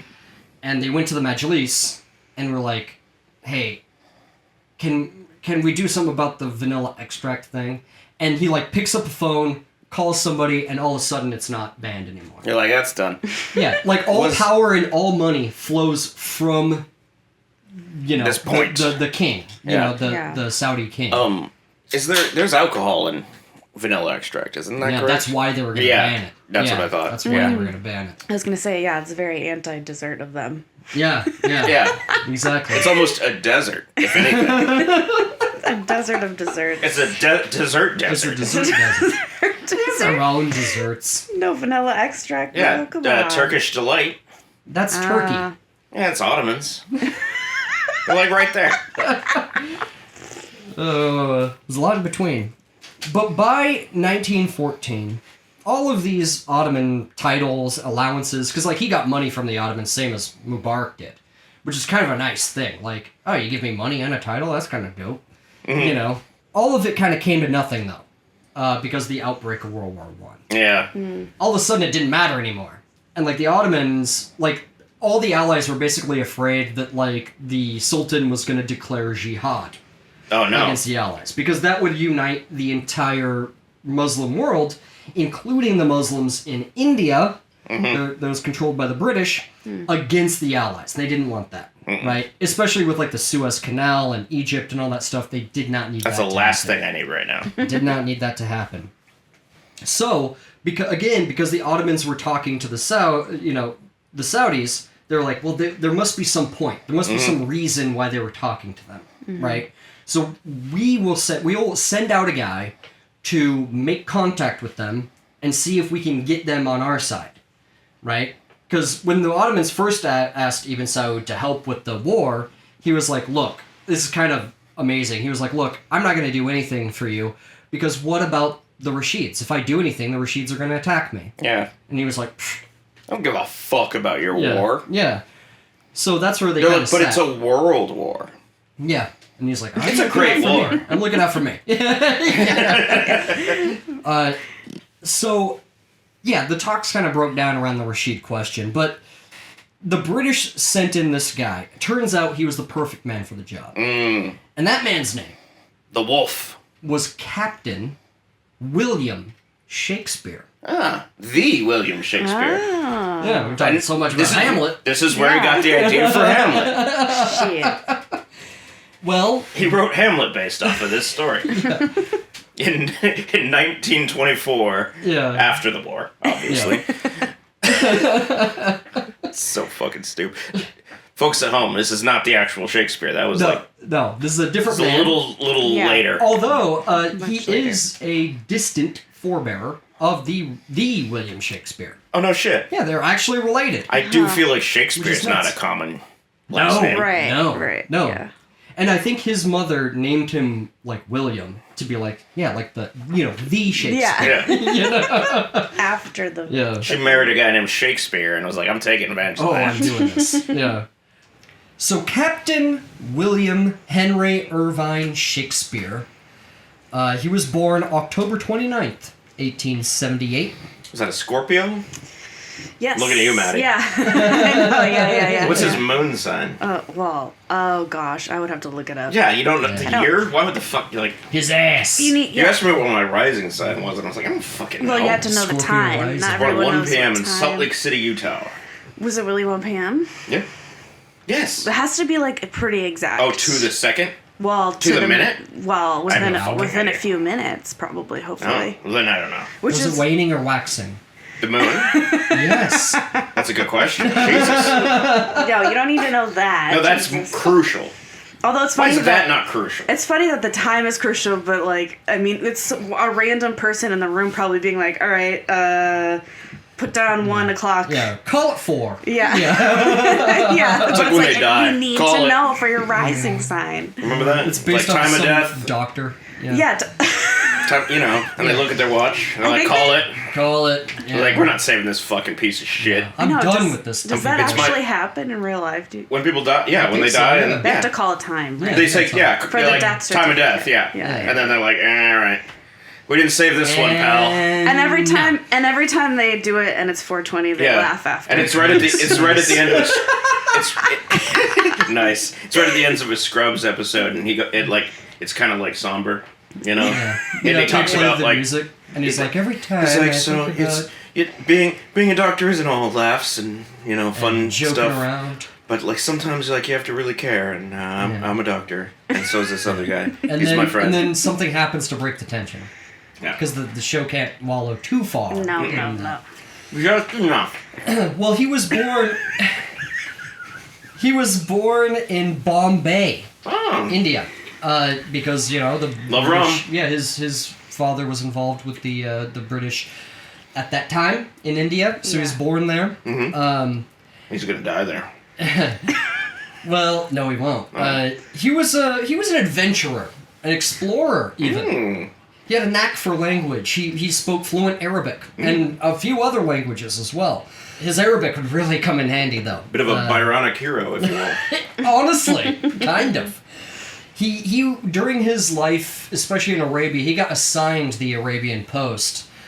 Throughout this time, he would map these previously unmapped areas of Arabia. Like, it was all just sort of a blank spot. Yeah, they're like desert. Desert. Nothing. Over here. Yeah. Desert. Yeah, right. Other desert. Yeah, he would map this stuff for the first time. He actually took a 2-cylinder car and drove from Arabia through Europe in it. Mm-hmm. And like this is in a time where like cars are new. Yeah. Does he drive it through the desert? Yeah. Yeah. Is that in Lawrence of Arabia? No. Is there a car in that's that? a different story. There are, yes. Yeah. Is there a car driving through the desert in that movie? Yes. I knew it. But like if you remember like our Horatio Nelson Jackson episode, like could you imagine that through Arabia? Like, I was like that. Like that's hardcore, Yes, it is. I can't imagine. Yeah, that's insane shit. And he would never travel incognito like some other British would like dress in Arab garb to like be an incognito, and he would always dress like a British officer. He's like, I dress like a light. Yeah. Well, because he was always like, I'm representing the British I'm military. representing the crown. Yeah. His Majesty at this point, right? And there was... Georgie. Yeah. There was Edward, right? When is this? Early 1900s. Edwardian era, right? Yeah. He had a fiancée, actually, in London, and she had connections to the India, like, government offices as well, through her family. But he spent a lot of time away in Arabia. Mm-hmm. And she eventually got too tired of waiting up for him and married someone else. Fuck it. And, he was sad about it, but she was like, I lost him to the desert. That's what she said. Like, I lost him to the desert. The pole of the desert. Yeah. Still, like, very Byronic, I feel like. It is very Byronic, yes. Yeah. Which means double ironic. Which means it's actually just normal. Yeah, it's normal. Yeah. Yeah, it's normal. It's normal shit. It's what you would expect. It's exactly as expected. Yeah. It's actually the knife, not the 10,000 spoons. Yeah. He first met Ibn Saud in Kuwait, and they hit it off almost immediately. They had an argument first, and then they became friends. Yeah, right? So they became really good friends. Like, they really liked each other, really respected each other. And when the British would send him out, he would go find him. And, like, the crazy thing is like, not everybody knew that he knew Ibn Saud and stuff. So, like, one time, like, his guard was shot, and then he was like, spoke Arabic to them and was like, I'm with Ibn Saud. And they'd be like, oh, shit. My boy. All right, well, come with us, It's like, God damn, like, my guide got shot, Yeah, what am I to do? Yeah, Ibn Saud's like, you gotta stop dressing like that. You're in danger. Dude. Yeah, you look like an idiot. Yeah. And he's like, no, man, it's fine. It's totally fine. And, like, in his tent, he would keep, like, brandy and, like... Cool. And, like, cigarettes She's a fine and stuff. Girl. So he can have it by himself. Jesus. Yeah. Reruns brandy and then also brandy, the alcohol. Yeah, also, yeah. Oh, I thought he kept a girl named Brandy. Yeah. Both. Tied up in his trunk in a tent. I thought I was watching reruns of Moesha.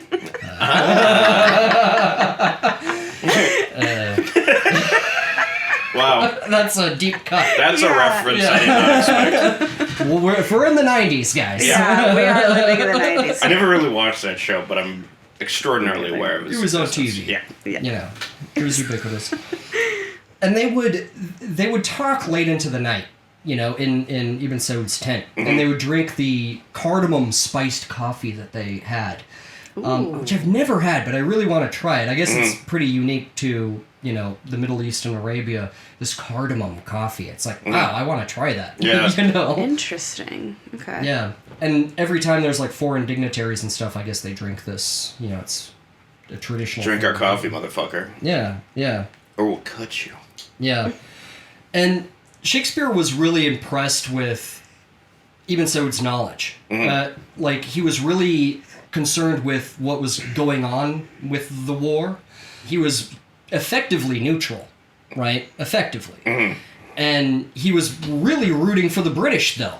You know what I mean? Which is kind of odd, you know? Yeah. And when the Turkish, or the Sultan, the Ottoman Sultan, did declare a jihad, everyone had to be like, whoa, whoa, whoa, whoa, whoa. We gotta talk to all these guys and make sure that they don't... Let's not go nuts. Yeah, they don't go nuts, you know? So, there are all these talks, you know, like Shakespeare's sending stuff back, like, that's sort of... It's not his job to do, and they remind him of that all the time. Like, stop making, like, diplomatic decisions for us. Like, don't forget the British position, right? Our position in the Middle East, right? But he would be like, don't ever fuck with, like, Ibn Saud. Like, I really think that he's a really good leader and, like, good for British interests in the region. Right. You know what I mean? And he was really intrinsic to signing, like, the first treaties with Britain and the Saudis, you know? And he was, like, the best guy they had in their corner, that the Saudis had in their corner on the British side, right? Because the Ottomans, let's face it, they were being overwhelmed, right? And the British really wanted to knock out the Ottomans out of the war. So what they did a couple of really shady things, the Allies did, in particular the British, where without discussing it with anyone, they decided, it's called the Sykes-Picot Agreement. Okay. And what they did is they carved up pieces of the Middle East, and they were like, this is Britain, this is France, this is you know, but they're like, they left them out of the situation. The Oh whole yeah, we don't give a conversation. fuck about what you have to say. Right. What point of the war is this? Early on. Pretty early on. Early Okay. on. 1914, 15. Quite, yeah. Early on. First year or two, year or so. Shakespeare would also be the first person to take pictures of any of these people. Don't they not like that?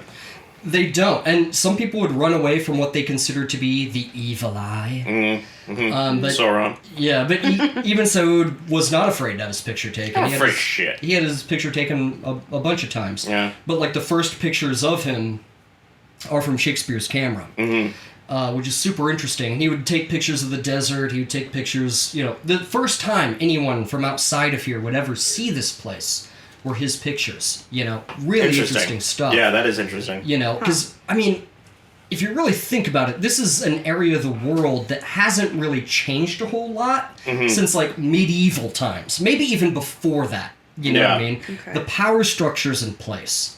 These things are still a holdover from then. On Shakespeare's last trip he didn't know it was going to be his last trip, but on his last trip with Ibn Saud, they signed this document. They send it back to Kuwait to Colonel Cox, who is like the he's like the British go-between, right, between the two offices. And honestly, the way their offices operate is kind of ridiculous. Like, on one end of the building is the Indian office, and on the other is like the British office. And like, the Middle East is sort of neither, so it has to go through the Indian office, then through the British office.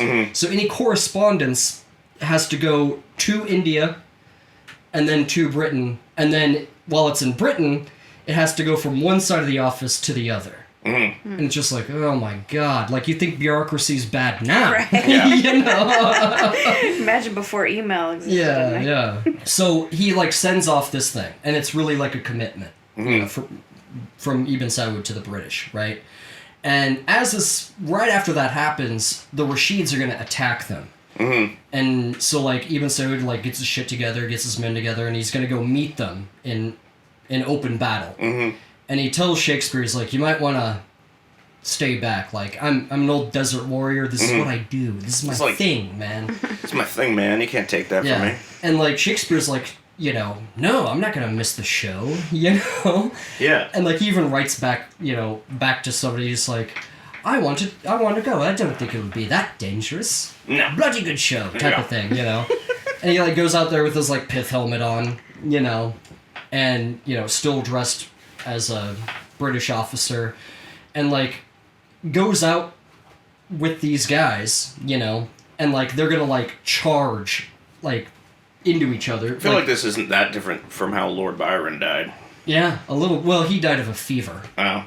Never mind. I know he died by going to war. Yeah. He got a fever. How he wanted to die. And the only prescription was, I don't know, war with the Greeks or something. Again, we fought with them, I believe. Yeah. Well, yeah, for Greek independence against the Ottomans. Yes. But, so they're and the crazy thing is too is they would ride high on their camels, and then these like warriors would leap down to their horses, which were like riding next to them, like during the course of the battle, so they could go faster, right? Cool. If you could imagine, like with a sword and like a gun, and then jumping from a camel to a horse to like go into battle, that's insanity. Yeah. you know? And like he stays back with like a couple of field guns because they don't know how to use the field guns, and he's like they're telling him how to shoot and how to zero in the sights and stuff, so it doesn't go either behind them or too far in front of them or hit your own guys, right? So he kind of sticks back. He even takes a couple of pictures while he's there. A couple little snapshots. Yeah, and like they're charging and stuff, and the thing about like Bedouin warfare, like the warfare they're used to, is like they definitely adhere to the like he who fights and runs away lives to fight another day kind of a deal. Whereas the British military training is like never give an inch, fight to the death type of a deal. So when they like retreat, after they kind of get routed, he stays with like a gun, he pulls out his pistol and starts shooting as they like come forward, and like they straight up like shoot him a couple of times and he goes down and he dies right there. He was 36 years old, and it was January 24th, 1915. Face down in the dark. Happens. Yeah. In the sand? In the sand. In the dunes. Something that is called the Battle of Lake Jarab now. That's where he died. And, they found his helmet later. They found certain things of his later that were, precious things that were sent back and whatnot. And Ibn Saud was very sad when Shakespeare was killed. Yeah. And honestly, when people would ask Ibn Saud later in his life, like, the bravest, outsider, white man, whatever, Englishman you've ever met, who was it? Without hesitation, he would say Captain Shakespeare was like the bravest man he had ever known, or outsider that he had ever known. Which is really interesting. I mean, here's this Wahhabi leader, you know what I mean? That, Wahhabism is co-opted by extremist groups now, but there's a push and even within inside of the Wahhabi doctrine, there are hardliners. You know what I mean? Like Ibn Saud was too shrewd, right? To be too shrewd of a statesman, to be full on, hardline Wahhabi. Because what happens after this, he's going to deal. We'll really talk about this in the next episode, but he's going to deal with a revolt from the Ikhwan that he's used as a weapon, because they are attacking people on the other side of the border in Iraq that are Shia, right? Because they consider them non-believers, right? And that's causing an international diplomatic stir. You're right. And he has to somehow get that under wraps. Yeah, this is causing a real problem for me. Yeah. And that just goes to show, moving forward within the history of Saudi Arabia, even to this day, how the Saudi family controls their population religiously. Religiously speaking, it's all centered around it.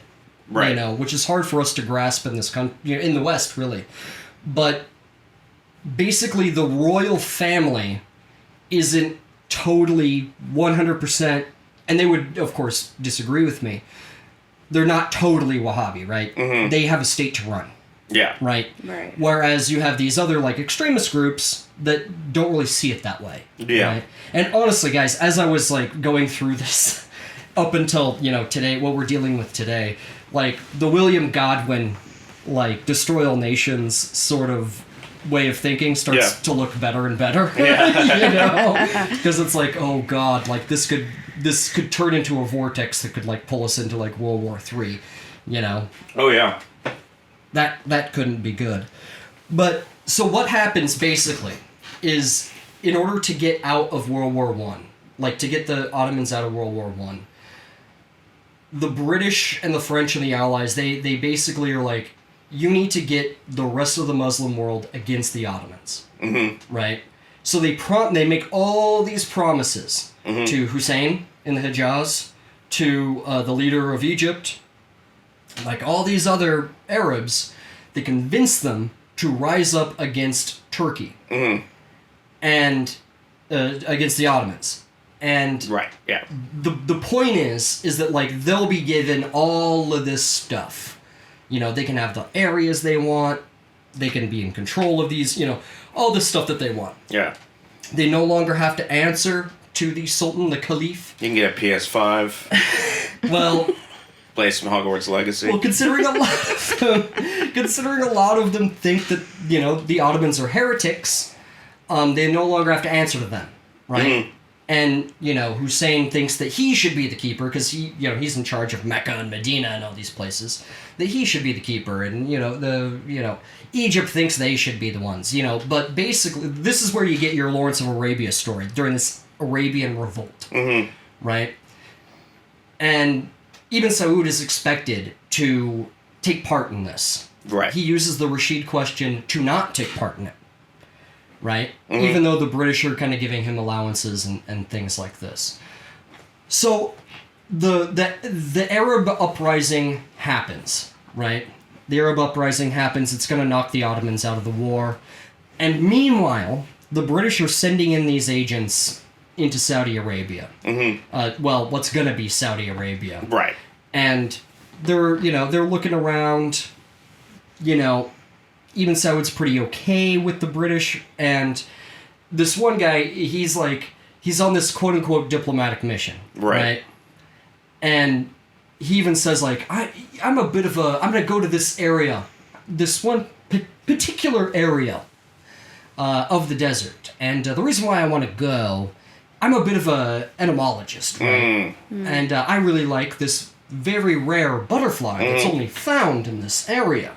That's why I'm going. I want to find this butterfly. And even, like, this British woman that was, like, eating dinner with him as he's saying this goes, that's the first time I've ever heard somebody call an oil field a butterfly. Right? Called him right out. Yeah, and he was so pissed off that she did that. But that's what he was looking for. He was looking for oil. You know what I mean? And it was the beginning of this oil prospecting. Yeah. Right? And they, Ibn Saud, he's like, yeah, hand over the money. Go for it. I don't give a fuck. But hey, I'll take the money. I'll take the guns too. And all the know-how as well. Give me that sweet know-how. Exactly. So with the Arab uprising beginning and oil beginning to be found in what is now called Saudi Arabia, that's where we're going to leave you until next time.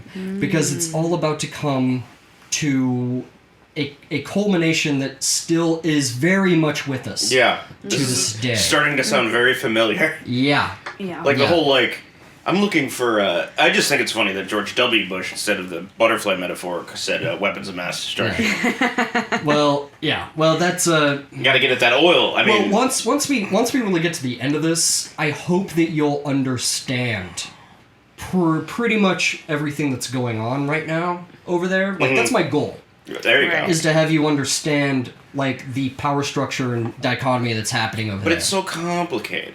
It only is if you don't know the story. No. Right, it's just easier to think of Muslims as, just evil terrorists and move on with your life. Yeah.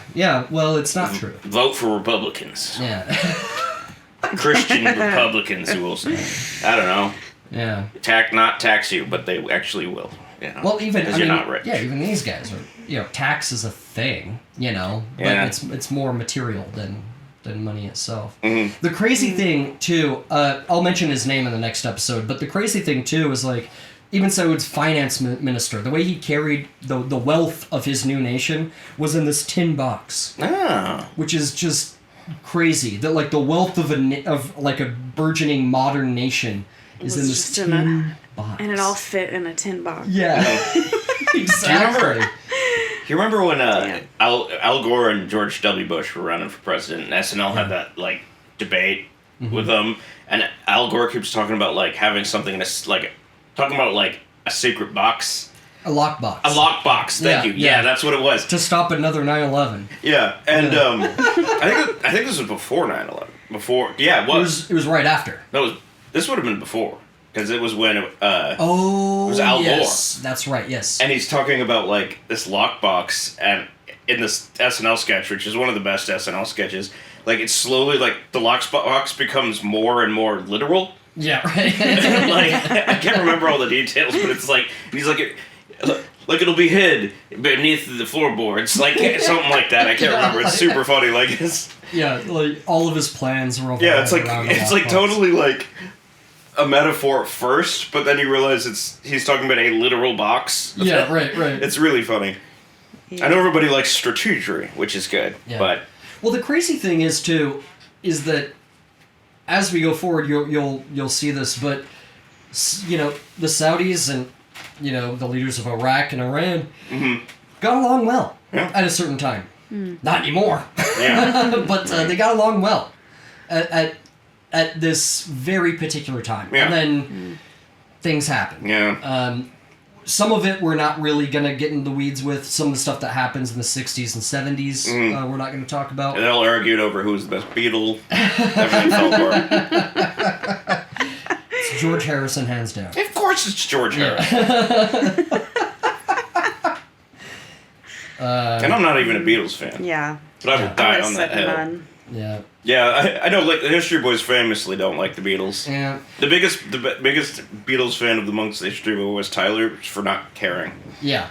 Well, I just think it's weird that like any older generation, like it may as well be heresy if you're like. Oh, I get it. The importance of the Beatles in music history is undeniable. Yeah. I can't argue that. But they're not an end all be all. They're talented musicians. I can't argue that. Yeah. I Want to Hold Your Hand is not really ringing the same bell it used to. Yeah, that's something suck a dick. Yeah. That's before they did LSD. Yeah.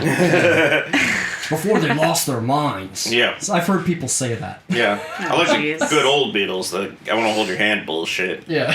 The Rubber Soul Beatles. The fucking helmet hair. Ed Sullivan Show, Beatles. Yeah. Driving all the girls wild. Oh, yeah, they're going nuts. Yeah. Losing their goddamn minds. Yeah. Wait till they hear about Tom Jones. His open shirt, Sweaty, hairy men. We're going to hear about that. Yeah. That's the 70s and 80s. Sweaty, hairy, tan, Yeah. Spray on tan. Yeah. That Cary Grant tan. Fake tan. Their sweat is also brown. The sweat is brown. Tan. Yeah. It's like their Giuliani. Yeah, I know. That's what I was thinking too. Exactly. God, Giuliani had a bad few months that I feel really... What a fall from grace, right? He went from America's mayor to, like, a laughing stock. Yeah. Mostly Donald Trump is the reason for that. He wanted so bad for Donnie to like him. Yeah, it never happened. It's fucking pathetic. That's so pathetic. Yeah. So, he was the president in New York in 9/11. He cleaned up Times Square. Yeah, mayor. Yeah. That's what I meant. President of New York. Might as well be, honestly. He was the king of New York. A number one. Yeah. Bloomberg was the king of New York. Yeah. Right? Yeah. You ever see that movie? Christopher Walken, King of New York. Yeah. I like that movie. It's a good movie. It's an underrated movie. I think so. Anyway, we should just sign out. Otherwise, we'll just talk about... Do we have any housekeeping right now? I feel like we sign out and then we do the housekeeping. Okay. It's all part of the process. Because you do the housekeeping after I sign out, so I don't have to say anything anymore. That's fair. So I just leave the room. You sign out and I just fuck off. Yeah, and then you leave. I'm going to sign out because I got to take a shit. You guys do the housekeeping. Yeah. Anyway, you know what? I'm Christopher Whedon. I'm a history boy. Nice. And I am Maddie Moon, and I'm a history girl.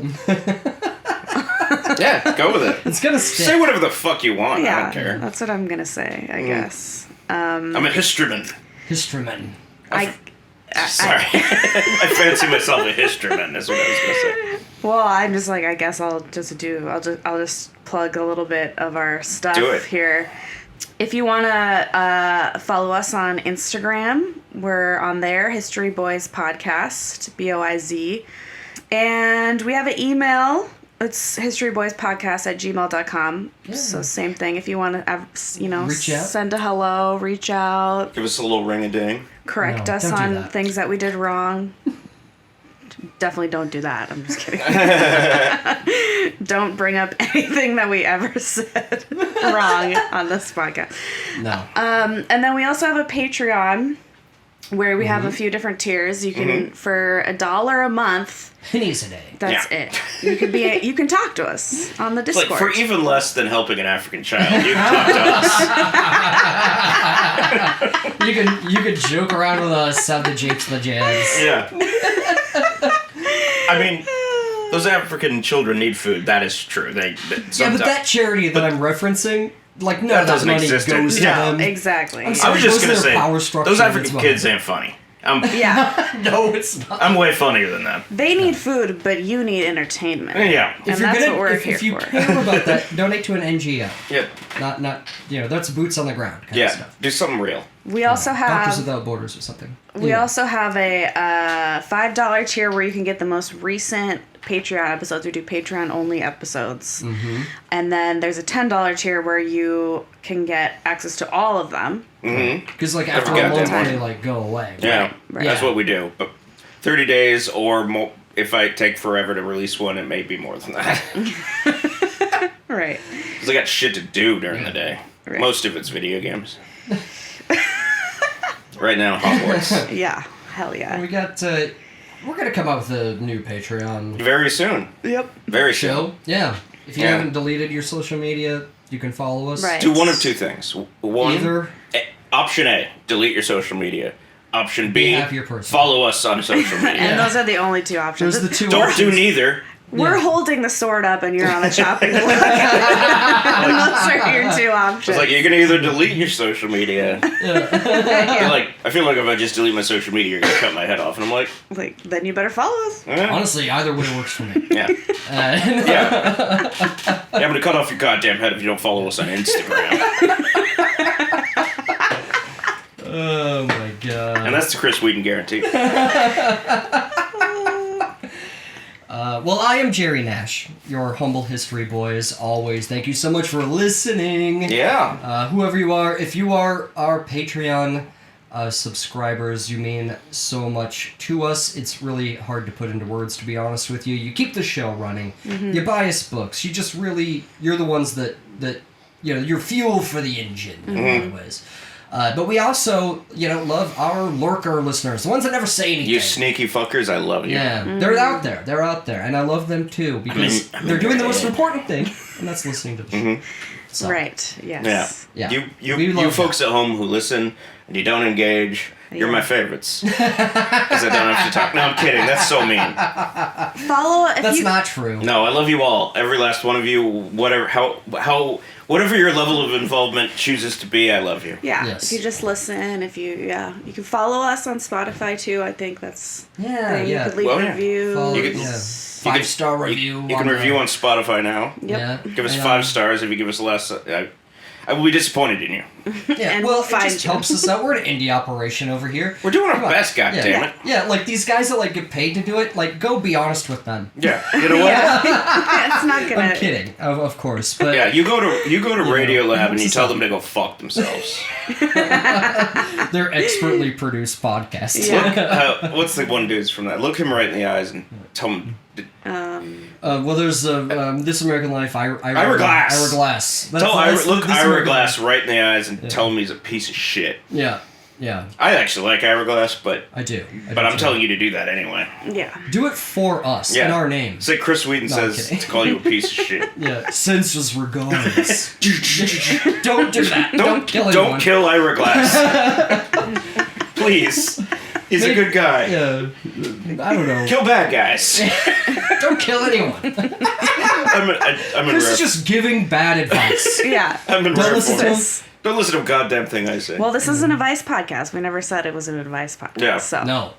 Yeah. we hold no responsibility for anything that Don't do the things I say. Disclaimer: do nothing Chris says, please, or anything. Don't do anything. any of us. Don't listen to anyone that's on the internet. Yeah. Don't do a goddamn thing.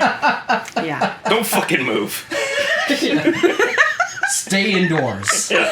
Just Don't stay go where you anywhere. are. I'm watching you. Don't do anything. It's dangerous. Yeah. Anyway, you That's know the what? best way to say it. I'm just gonna say it.